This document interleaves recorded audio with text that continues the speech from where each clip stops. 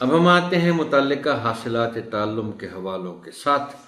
مشق، زبان شناسی اور لکھائی کے کچھ اہم پہلوؤں کی طرف۔ میں نے ایک ہی سرگرمی کا انتخاب کیا ہے، اور وہ سرگرمی یہ ہے کہ اسکول لائبریری سے کتابوں کا اجراء اور 2 دن بعد ان کتابوں پر طلباء کی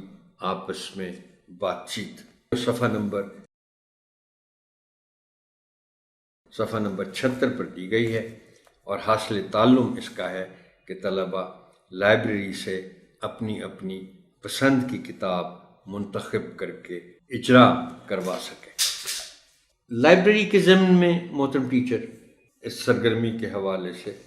میں آپ سے یہ گزارش کروں گا کہ دیکھیے، یہ تو ٹھیک ہے کہ بچے لائبریری جائیں اور اپنی اپنی پسند کی کتابیں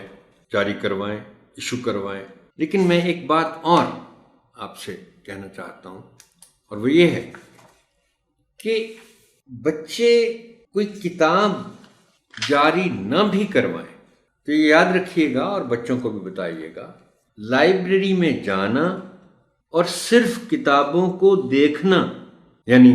الماری سے کتاب نکالی، اس کو 1-2 منٹ کے لیے دیکھا، اس کا عنوان کیا ہے اور اس کی فہرست پہ نظر ڈال لی، واپس رکھ دی، یہ بھی بہت مفید سرگرمی ہے۔ صرف لائبریری میں جانا، کتابیں دیکھنا،